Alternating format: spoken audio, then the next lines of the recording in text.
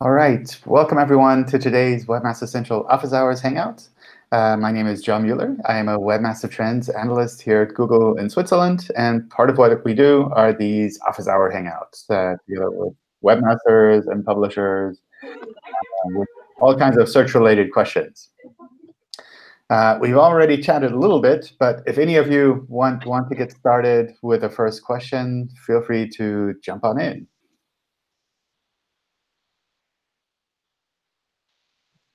No? If no one has one, can I? Go for it. I'm curious about the object recognition within images of what Google sees.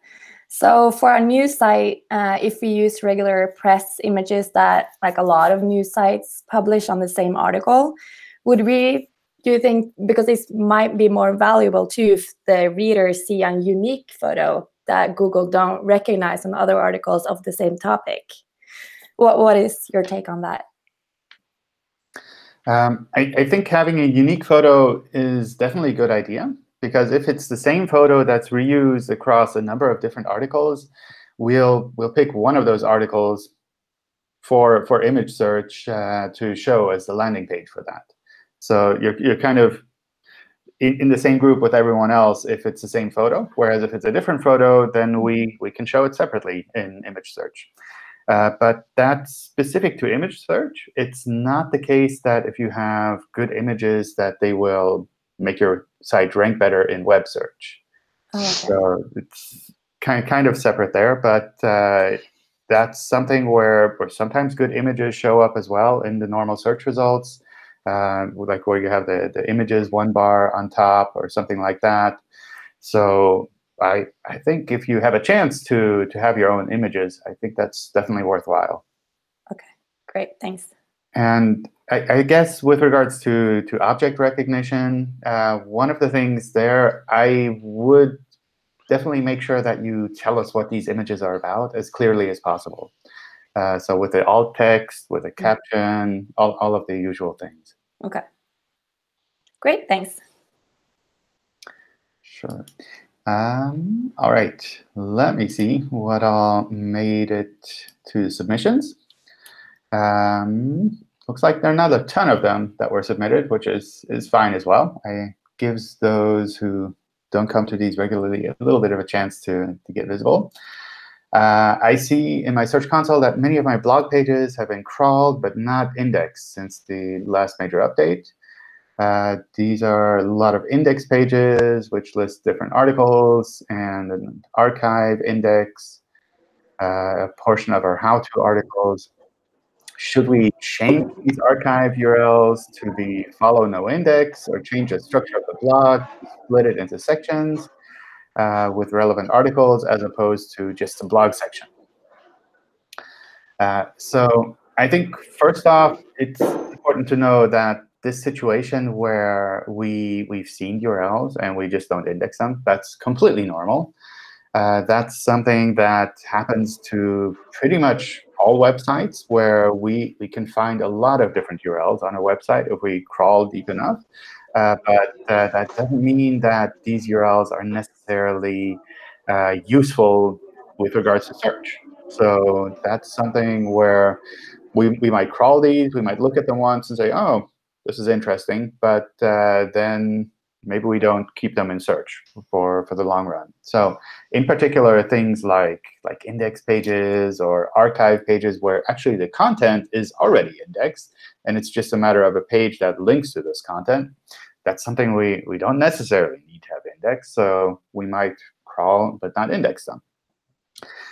In the new Search Console, this is a little bit more visible. So that's something where suddenly people are seeing this and wondering, oh, how do I fix this? But it's really not something you need to fix. It's simply normal when it comes to search. We just don't index everything that we've seen. Can I use non-English language in the image geolocation tag in image sitemap? Yes, you can use non-English language there. What I would do as a kind of a rough approximation, if it works, is just try that text in Google Maps.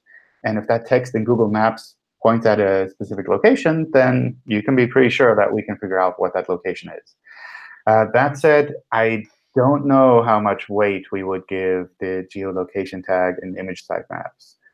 That's something that I rarely see sites use, so it's very possible that our algorithms don't actually rely on that too much.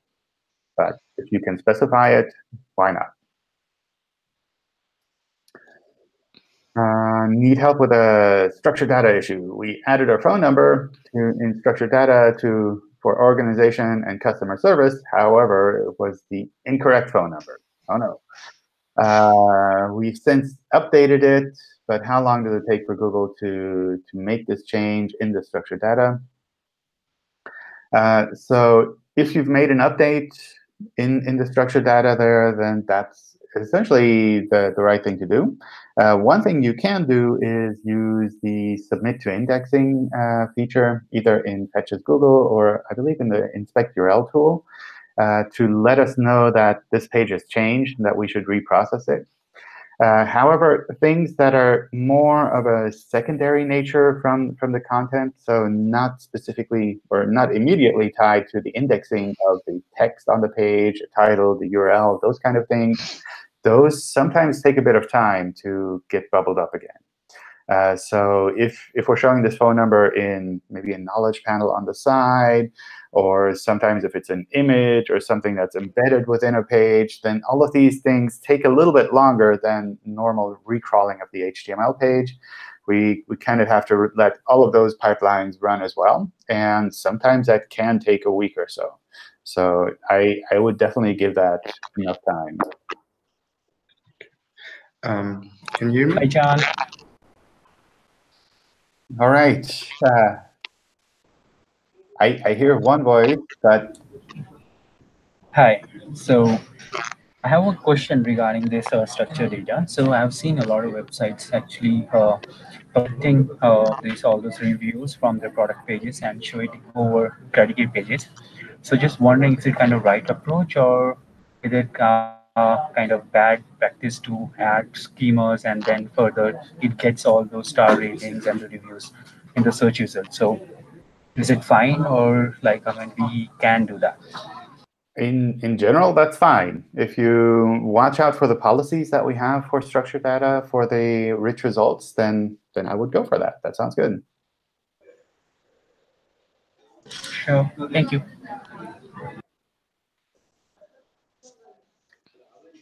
All right. Someone else, I guess. Yes. Can you hear me? Sure. Okay, excellent. I think my question goes into structured data as well. We've got a couple of TV shows that are being displayed on a couple of brands of ours, and unfortunately,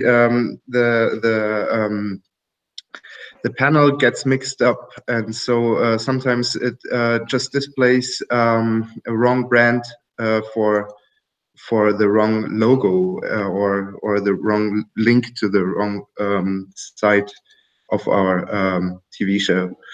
So I was wondering how we can take charge of that, and how we can like manually, or like if there's a possibility, because we have actually done our best in the structured data to take care of it, but it never changed. And where are you seeing this? Is it the logo image? Maybe yes, I put a link up down here in the description, in the comments box. You can see it there. Okay. If there's a screenshot. Let me find that.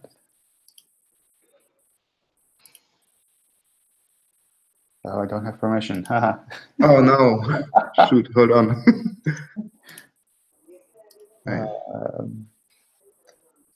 Okay, but I come back to that. Yeah. Okay, I'll just give it to you. Yeah. So usually, if it's something that's in the knowledge graph, I think as well, it kind of goes into the same direction in that it just takes a little bit longer to be updated. However, if you've made those changes for a while now, then maybe that's something that we just need to pass on to the team as well. For some of these kind of informational things that we show in the knowledge panel, it's also a matter of making sure that everything aligns. So, for example, if you have a Wikipedia page on these TV shows or on these brands, make sure that the correct logo is linked there as well, so that we can really see that everything kind of matches together and we can trust that information that's provided. Yeah, consistency, but we took care of that actually, but it never changed. Okay. But, might be because we've got the same show on different brands, but somehow it got tangled up. That can make it trickier. Yeah. If we can't find this kind of one-to-one mapping between these different items, then maybe we'll show the wrong one, or maybe we'll assume that all of these brands are actually the same, that we can use them interchangeably, which I don't know. Sometimes it's the case, but maybe not in your case. You should be able to watch it now. Okay, let's see.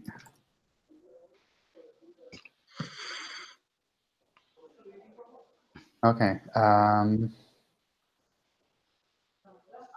don't know. I'd have to double check. Thank you. Good question. All right. Let's see what else we have here. Is voice now one of the ranking factors? Should we rely on it, or simply rely more on speed and mobility of a website? So I don't know how we would make voice a ranking factor. So that's one part. I think over time people will use voice more and more to search, and that's something to. I think I would try to watch out for that, but it's not something where at the moment I'd say you have to do something specific for voice search. For the most part, completely normal websites, if we can understand their content for other things in search, we should be able to understand the content for voice search as well. And depending on the type of query that's given by voice search, maybe it makes sense to show a website, maybe it makes sense to show an answer, all of those different things. So I wouldn't see voice as being a ranking factor of its own at the moment.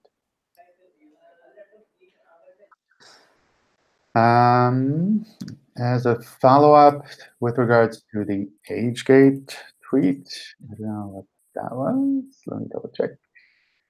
Oh, with regards to like a kind of pop-up that you can do if you need to do an article for checking a user's age. I think for the most part, I think that's still a good approach to take. The important thing with all of these kind of legal interstitials is that Googlebot is not able to click through to them. So if you're doing something where you're redirecting to another page for this interstitial and then going back to your primary content afterwards, setting a cookie maybe, if the user enters a date that's old enough, that wouldn't be something that Googlebot would be able to crawl through. So with regards to that, if you had to set up this this configuration where you redirect to a different page and then user has to click and come back with a cookie to the main content, then I would assume we would not be able to index any of that content, which is probably not what you're trying to do. There might be situations where you say, well, this is the only way I can do it, so maybe you have to take that into account.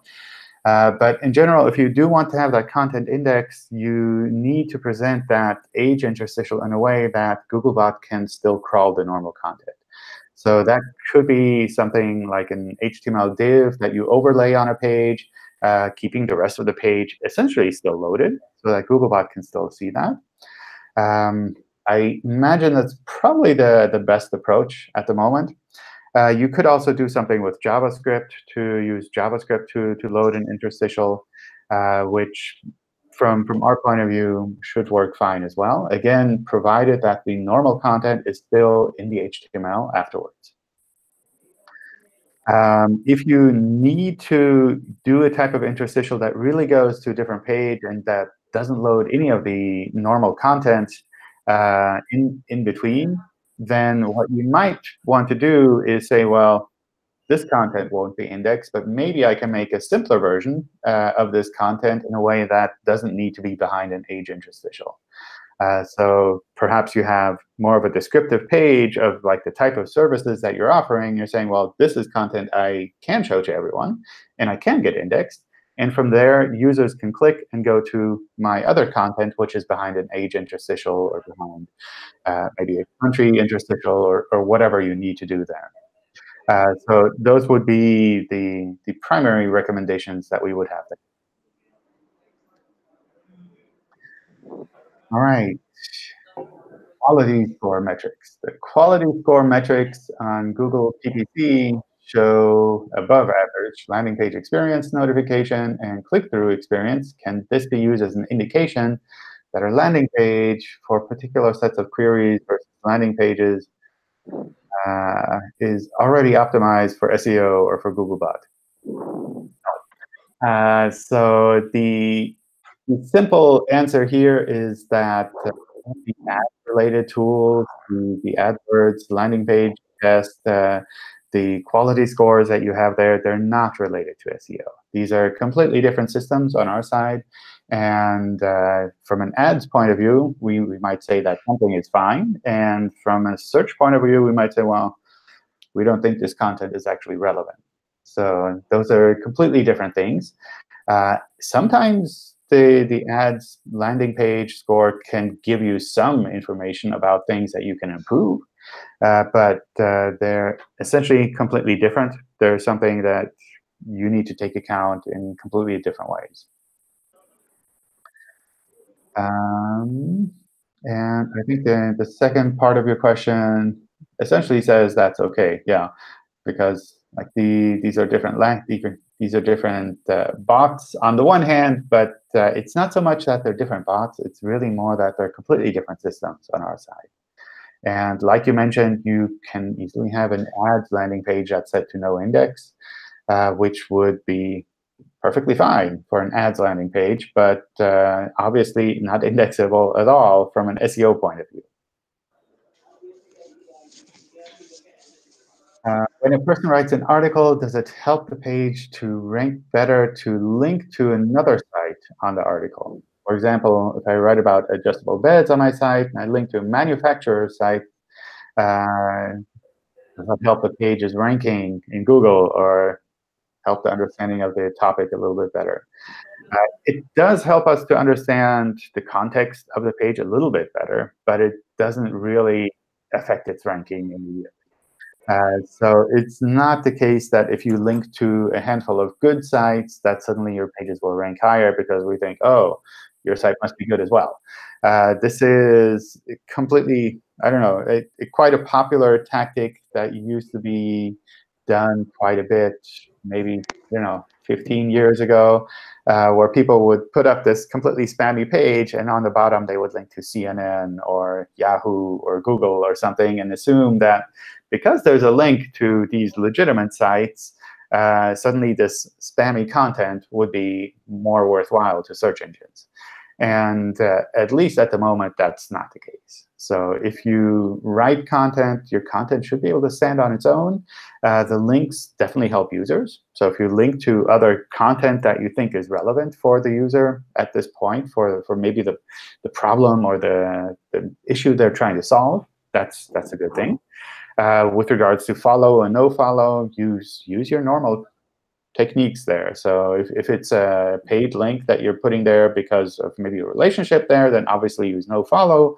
But otherwise, feel free to use a normal followed link for something that's normal content that you're just referring to. So from my point of view, I think the primary value there is really for the user, in that the user comes to this page and they see a comprehensive view of this topic. They have more information they can follow up on if they want to.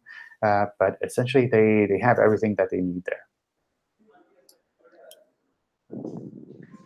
I have a question about embedding third-party reviews on our website, such as reviews from Google, Yelp, Facebook.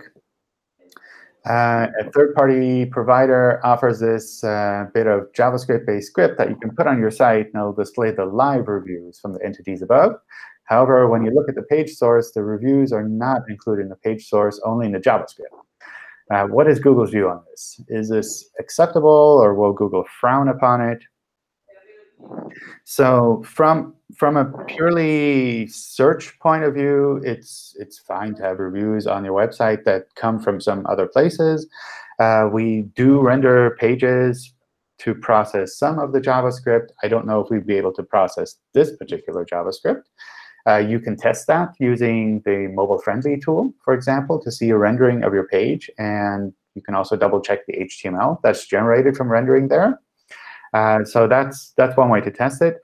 The one thing you need to watch out for here is that these reviews should not be marked up for structured data. So these should not be embedded in the way that normal reviews of products on your site might be.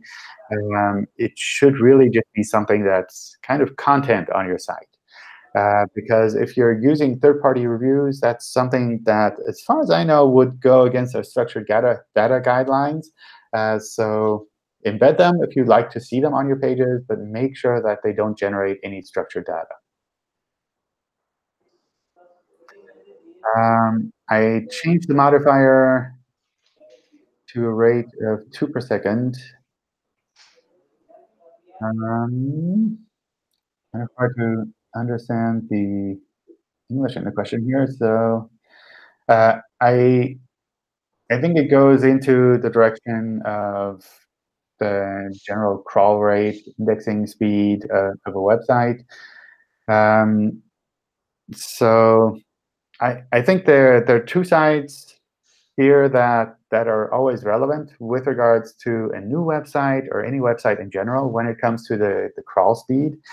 On the one hand, we try to limit the speed to avoid causing any problems on a website. So if we crawl too fast, then we might slow your server down, which doesn't help you either. Or might even cause problems on your server. That's something that you can also limit with the crawl rate setting in Search Console.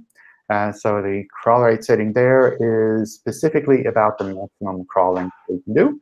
It does not mean that we would crawl that much. It's just if we wanted to crawl a lot of from your website, we need to make sure that we're not going above those limits. The other aspect that comes into play here is kind of like we talked about in the beginning with regards to crawling and indexing, in that Google doesn't index everything that it crawls, and we don't crawl everything that we've seen links to. So just because we've seen a website like this, maybe we've seen a sitemap file, maybe you're writing a lot of articles, doesn't necessarily mean that we would crawl and index that content that quickly. So that's something that sometimes just takes a while to kind of build up that trust, essentially, with Googlebot, that Googlebot knows that when something new comes out on your website, it has to go and crawl and index that as quickly as possible. And sometimes that takes a while. So that's something that, especially if you have a new website and you're generating lots of content, that might be playing a role there as well. So on the one hand, we have the maximum crawling that we do, more based on a technical thing. And on the other hand, we have the maximum crawling that we would like to do, which is more based on whether or not we think it makes sense to spend a lot of time crawling and indexing content from your website. So both of those you can influence in different ways. John? Yep. I have a question, if you don't mind, in regards to the last two questions, Java and indexing. I just pasted a URL into the chat. It's a new partner we're working with in Australia, and it's a relatively new site, and it's built with React Java, and they're having a lot of indexing issues. I just wondered if you mind taking a quick look and seeing if it's just because it's new and in Java, or whether there's another problem with it. Oh man! If there is, then it's me. Pop up. That's terrible. Oh, you did? I mean, that shouldn't cause any problems for search, but no, yeah. No. But I didn't realize there was one. Oh, the flags that first. Okay. I don't know. I'd have to take a look. Maybe we have more time towards the end. Okay. I can take a look at that. If you've got more questions, yeah. Yeah, I think in general, with regards to sites that are purely built in JavaScript, if it's like a pure React-based site that doesn't do any pre-rendering, then the thing to keep in mind is that all of this rendering takes a little bit longer to be done. So what can happen is we'll crawl the HTML, and then we'll see, oh, we need to do rendering here, and then we'll put it in our list of things to render, and then it might take a couple of days, maybe even a week or so, for us to actually render the content. So if you have a lot of items on the site that need to be crawled separately, then that takes a lot of time. If you have content there that needs to be updated quickly, maybe new things that are coming in, old things dropping out fairly quickly, then that is probably something you'd want to do more in the direction of pre-rendering or using dynamic rendering to give us the static HTML version of those pages. Okay. But I can take a quick look afterwards. Let's see. Okay. One more question. OK, we're close. I have a website with its VM in India. Not sure what VM.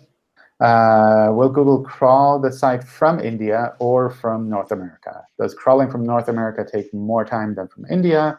Google is not indexing my new sitemaps. It shows results from the old website, which are 301 redirected, which I've removed using directory removal in Search Console. There's no update about the index coverage of my new sitemap. It's an Angular universal site. So I guess there are different parts here that we can take a quick look at. We do primarily crawl websites from the US. At least the IP addresses that Googlebot uses tend to map back to the US in most of these kind of lookup tools. Obviously, that's something that's kind of arbitrary in that these tools have to make some assumptions there because IP addresses are hard to map to exact locations. So sometimes these tools also guess wrong. But primarily, we do crawl from IP addresses that are based in the US. That means if you're doing anything special on your website that would be different for users in India compared to users in the US, then that's something that might be worth looking into with regards to how does Google actually index this content. You can test that using the mobile-friendly test, like we mentioned before. The mobile-friendly test essentially crawls with the normal mobile Googlebot and shows the page how it would look from that point of view. So if you're doing anything different, where when you check from India directly and you compare it to what Googlebot sees, then just keep in mind that Googlebot will index the version that it sees. It doesn't know to crawl your website from India.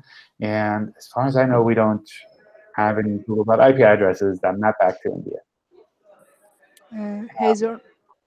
Yeah. Excuse me. Yeah, I am the one who posted the question. Like, I have a question. Like, if it is crawling from US, will that take more time? Like, my page speed might might goes down. So, will that be an issue? Usually, that isn't an issue. So, for crawling itself, the differences from having to crawl from the US to India are minimal.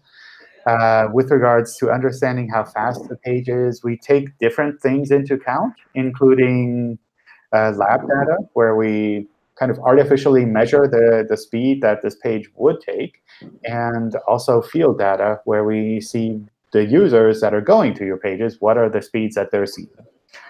So if your pages are pretty fast in general, and users in India are seeing your pages as being pretty fast, then that's pretty much a good idea. So that's not something where the crawling location of Googlebot would play a role in there. Hi, John. Okay. Oh, sorry. Please continue. I guess the other part of the question was around sitemaps and indexing and crawling. I think we've talked about that a little bit. The one thing I do want to mention is the move from the old website to the new website that you mentioned there briefly, in that you redirected from the old site to the new site and then did a directory removal in Search Console. I would not use the removal tools for any time when you're moving a website. Because what happens there is the removal tools don't change indexing at all.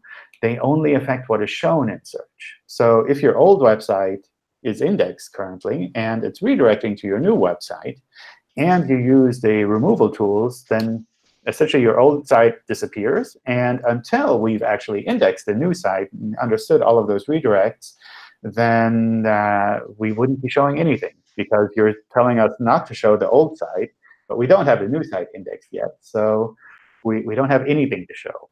So if you're doing a site move, or if you're moving part of your website, set up the redirects and let them take their time. So they'll be seen at some point. They'll be followed at some point. It's not something that you would need to force. And using the removal tools would not make the site move go any faster. So if you still have those removals running, then I would cancel them, and prefer to have your old URLs indexed, which redirect so that users get to the new one anyway, rather than not having anything shown at all in search. But we need to remove some searches from Google, like that pre-note ones are not a good quality content. So OK, I mean, if you want to remove that content from Google, that's perfectly fine. But if you just want to move it to a different URL, then I would not use the removal tools. because we are using Angular Universal website, will it take more time to index? It depends on how you set that up.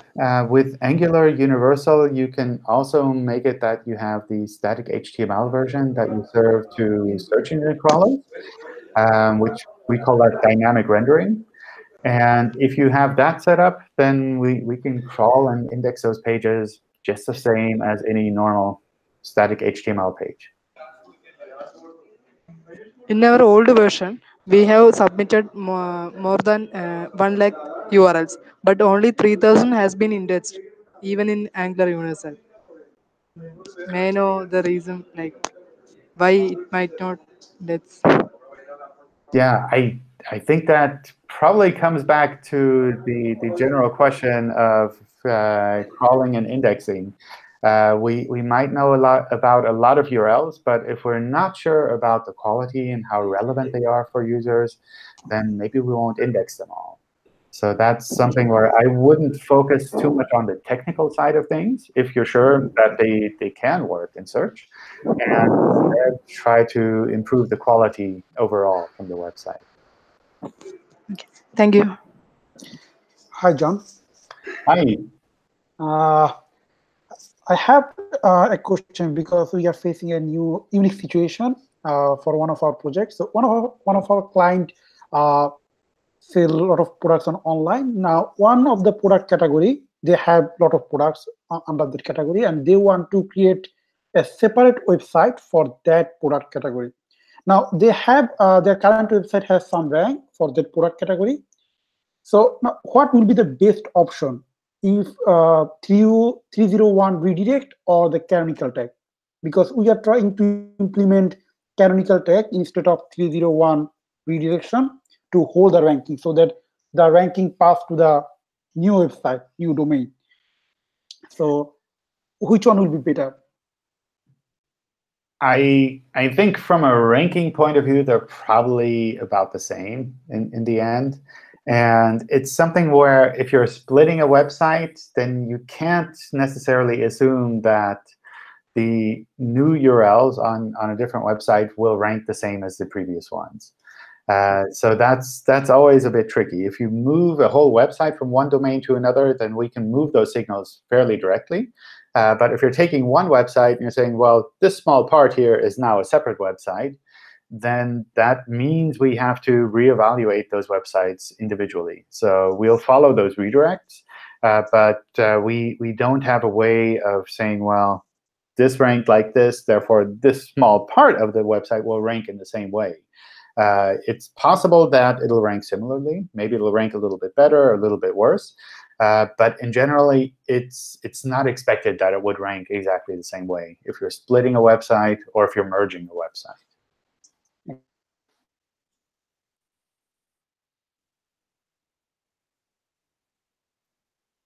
All right. Wow, we managed to make it all the way through, and we still have time left. So here's your chance. Ask your question. So, hi, John. Hi. Whose turn is it? Go for it.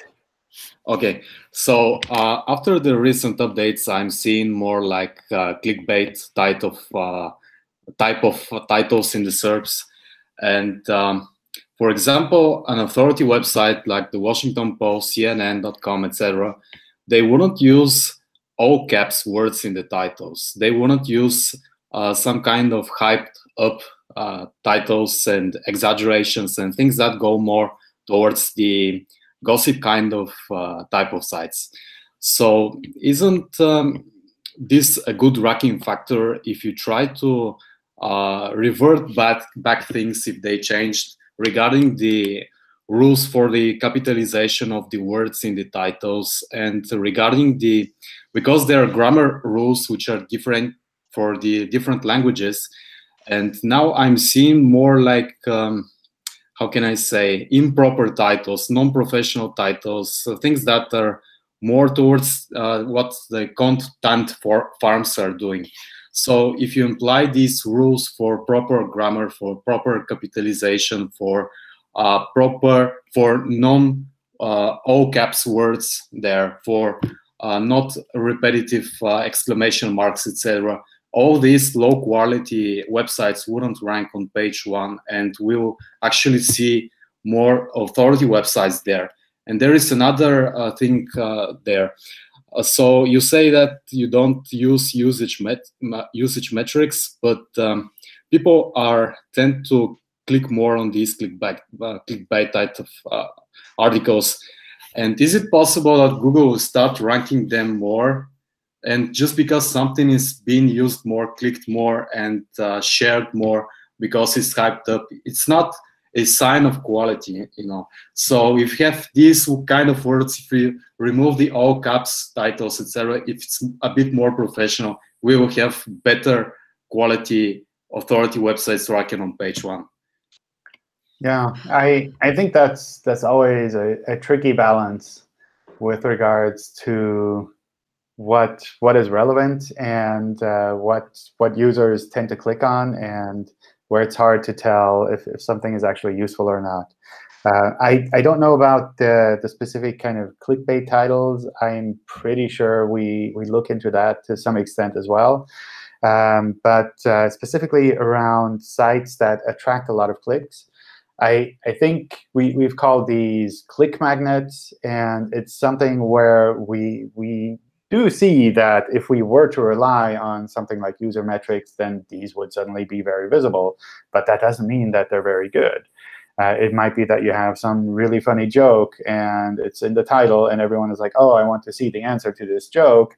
And it's not that they want to see this answer because it's relevant or because it's useful, but it's like, oh, this is funny. I want to be kind of entertained. And that's something, if we were to rely on user signals for search like that, then those would suddenly be everywhere. And I don't think that would be a good situation, because it doesn't really help people with understanding what they're looking for, with relevance with regards to the queries that they send, if we were to show something that were funny or that were to attract a lot of people. So that's definitely something that the team does look into, and we do worry about that a little bit. And that's something you sometimes see on social media sites like Reddit, where you'll see something really funny is always ranking #1, but that doesn't mean it's actually good content. It's just yes, exactly. Funny. Because Google search shouldn't be the only entertainment part. It's not YouTube where you can put all these clickbait kind of things there. Yeah, I believe YouTube struggles with this quite a bit as well. Yes. Because it's something, you put something kind of clickbaity into your thumbnail, and then suddenly you get a lot of views. But you don't get the views because your content is good. You get the views because you have some clickbaity thumbnail. And that's something that I've seen on the YouTube side kind of go in various directions as well. So I'm not on the YouTube team. I don't know the details of what they're doing internally. It's just as a user, I see that. also in the recommended videos they have on the side, those kind of things. I've got a question regarding the integration of multiple news properties on the one domain, because we've got several formats which provide news content, but unfortunately not really all of them are being accepted by the publishing tools. And therefore I was wondering what has changed, or like how can we address these features, these issues? I don't know. So specifically around Google News, you'd have to go through the news publisher team. Yeah. Feedback form. Oh, you're breaking up. These cases. There's also a news publisher help forum where I would go to try to find out more.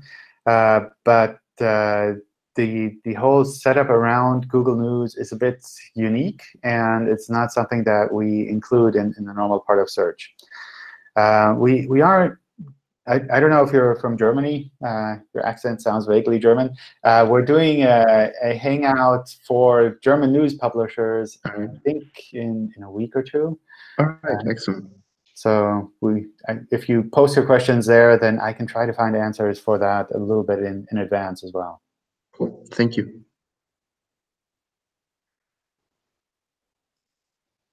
All right.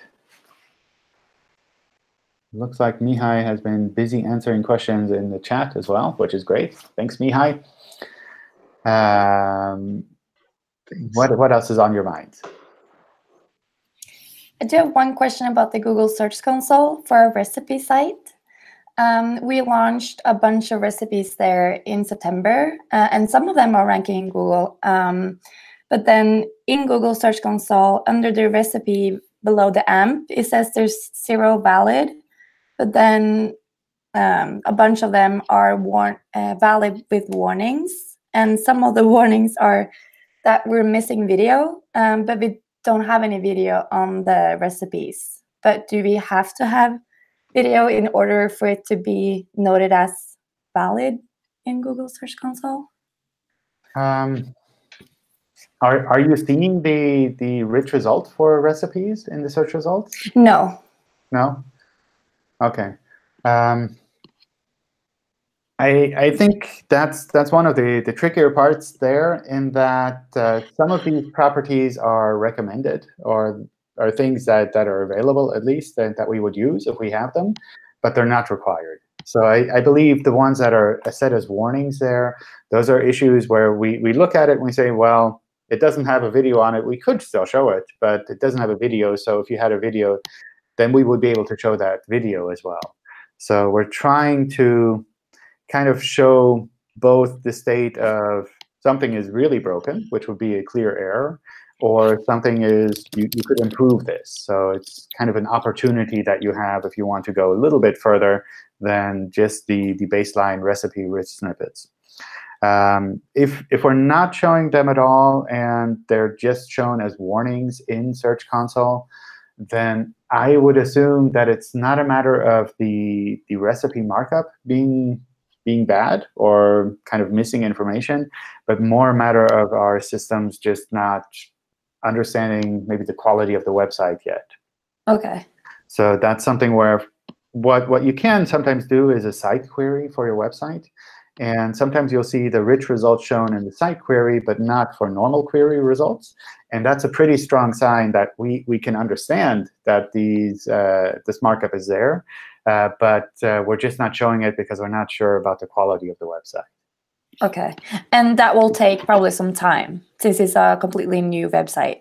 Oh, yeah. If it's a completely new website, it takes a bit of time. If it's an existing website and you're still seeing this, then that's something where I would try to find a way to improve the quality overall. But if it's completely new, I think that's kind of normal, that it takes a bit for our systems to understand that. OK. Great. Cool. John? Hi. Hi. So wanted to ask, like, I mean, if some website, let's say, not moved to the mobile first indexing, what could be the reason? So, I mean, is there any reason from Google side, I mean, when they let's say I'm having a different international website, so all of our websites are now mobile first indexed, but except one. So is there any particular reason for that, or I mean, it can be happens like I mean, for one site to another, or it can be on geographically based sites can have first section and then have other batches in the next one, something like that. That can happen. We don't have anything specifically set up for mobile-first indexing with regards to location of the website or type of the website. It's more a matter of our classifiers looking at the website and saying it's ready for mobile-first indexing or it's not ready for mobile-first indexing. So if it's not moved yet, it might just be that it just hasn't moved yet because we haven't gotten through to the whole web. Or it might be that there are still some issues that you can look at with regards to mobile-first indexing. So usually these fall into things like the text not being complete on the mobile version, maybe the embedded content not being as complete. So images, videos, maybe they're not indexable in the same way. Maybe images are blocked by robots text, those kind of things missing. Or structured data, where structured data might be missing on the mobile side, but it's actually there on the desktop side. There are some other criteria as well that we look at, but those are kind of the three main things that we see issues with a lot of websites. If the website is responsive design, then those issues don't play a role at all. Then it's probably just a matter of time for us to kind of move things over. I suspect over the course of the next year, we'll see more and more of these sites also shifting over. We'll probably also see some tools or some messages in Search Console that make it a little bit easier to understand where the remaining issues are.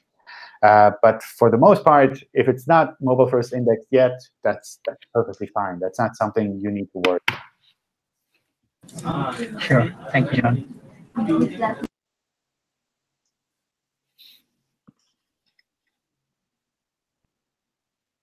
All right. Wow, we're getting through all of the questions. That's fantastic. Anything else on your mind? John, I have one, if it's okay. Or does somebody else want? Go for it. Okay.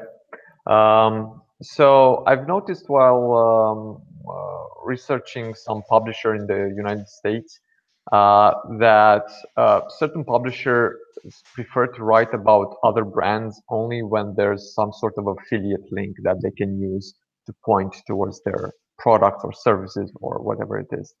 And as far as I know, Google tries its best to figure out these affiliate links and not count them in the whole ranking process.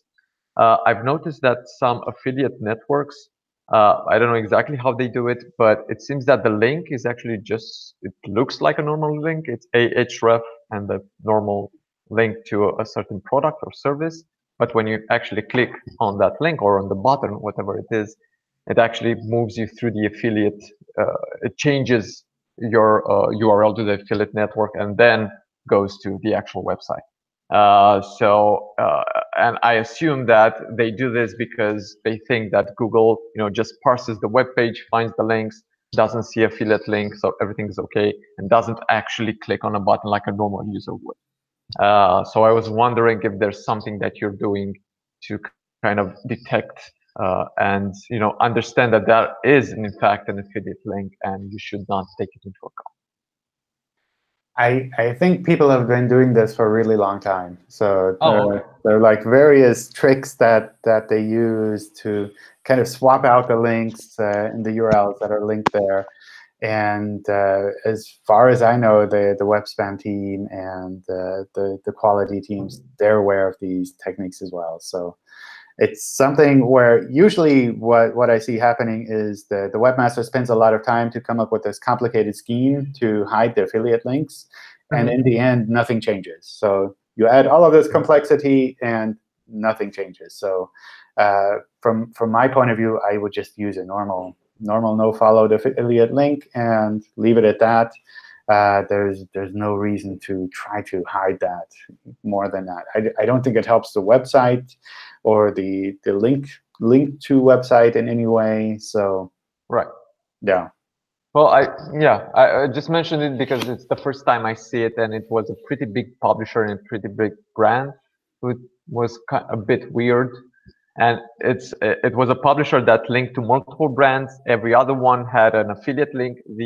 There was one that didn't have any affiliate link. It looked a bit suspicious, but when I clicked on it, it just sent me through all of these affiliate steps, and I find that rather weird. Okay.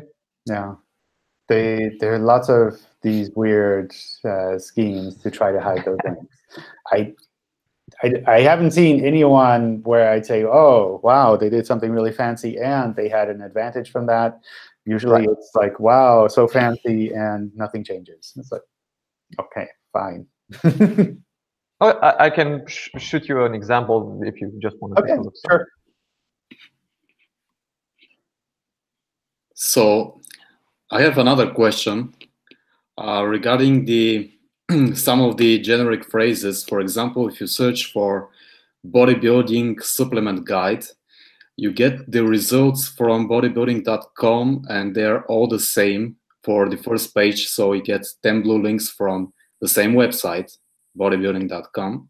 Mm-hmm. And is it possible that in this case, Google was confused that the brand, which is bodybuilding.com, and that the word, which is a generic word, bodybuilding, is the same thing?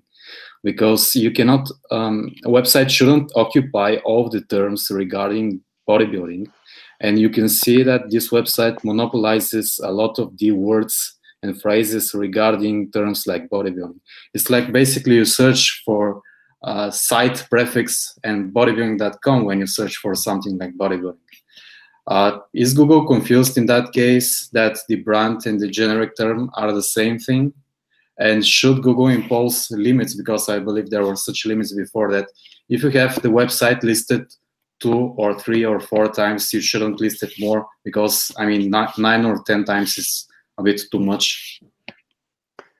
Yeah, this comes up every now and then. So I think with regards to whether or not we would mix kind of the brand or the domain name and the generic term, that's something that, for the most part, I see us handling fairly well, especially when I get questions from new websites where they say, oh, I bought the domain name that is like keyword1, keyword2.com, and I'm not ranking for my brand name.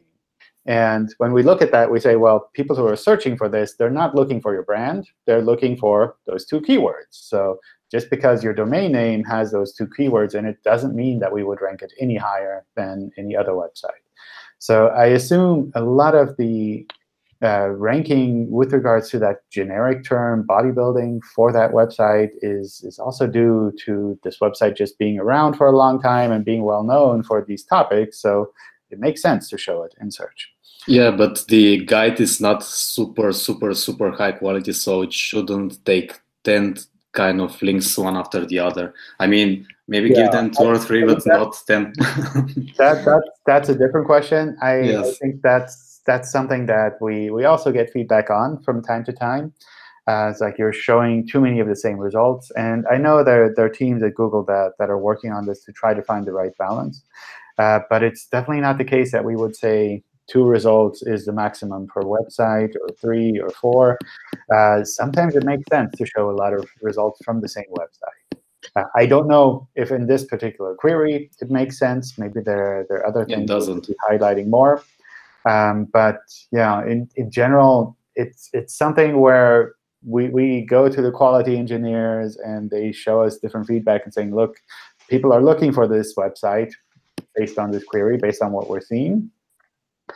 So it makes sense. Or we go to them and say, oh, yeah, this is a mistake on our side. We need to improve this. We'll take this as a data point. And I know that the teams that work on quality and ranking, they constantly revisit this question of how many results should we show from the same website. That's something that they look at all the time, because sometimes they'll add more, sometimes it'll go back a little bit. It's really tricky to find that balance right.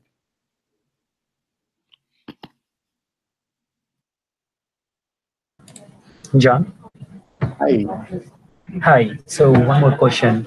So this is regarding like I'm working on one Malaysia website, and the thing is when I'm searching for certain keywords like a best credit card for students. So out of 10 results, I get 9 results from US website. So is it something that Google something need to work on, or you think this is something again a kind of generic query to have for someone looking for in Malaysia for let's say credit cards? So they might want to have those things, but they mostly get the results from the US websites. So how we can tackle those situations like where we wanted to rank for those things, but it's ultimately like because of that they have a huge authority over us as a group. So they tend to kind of outrank all of us in the Malaysian market. So how we should be doing that? Yeah, if having a strong competitor is always hard. I don't really have an answer that kind of lets you jump over someone who has already kind of built up a really strong presence online in those niches. So that's something where you basically just have to keep working at it. Or another approach that a lot of sites take is to say, well, this particular query is very competitive, and it'll be very hard for us to rank very high in these search results for this query. Maybe we should focus on a variation that is a little bit more specific, or that is a unique twist of this query that we think people will want to search for in the future that currently isn't being covered by this strong competitor. So those are kind of the different directions that you can take there. And regarding which one you actually end up using, that's kind of more of a strategic question on your side rather than a technical SEO question where I could say, you need to do it like this, or you need to do it like that. Yeah, the thing is like when you use the variations over here, like yes, we tend to rank better, like in terms of like yes, we are ahead of these players. But when your queries are something or more generic towards like I'm not using the country or any other things, so at that point of time, it's something we don't see us as in ranking higher. So that I can see like Google is something going towards like okay, this is website is not at that particular level with the overall globally. So maybe we then might rank them a little lower than these websites. Yeah, I think that's kind of the normal struggle with SEO. It's like trying to jump above your competitor, and that's I don't really have the magic answer there, because then your competitor would take that and then just jump over you again. So hard to say. Thank you. All right, let's take a break here. I'll spend some time and double check some things with that website that you sent me, Rob, if you want to hang around. And otherwise, yeah, let's take a break here. It's been great having you all here. Thank you all for joining. Thanks for submitting all of the questions. This afternoon, I'll be in Milan, actually, at the MB Summit conference. So if any of you are in Milan, feel free to jump on by. Or maybe you're there already. And so I'll be there. And otherwise, I wish you all a great weekend. And I'll see you again in one of the future Hangouts, maybe. Thanks a lot. Okay. And see you all later. Bye, John. Have a good weekend. Thank you. Bye-bye.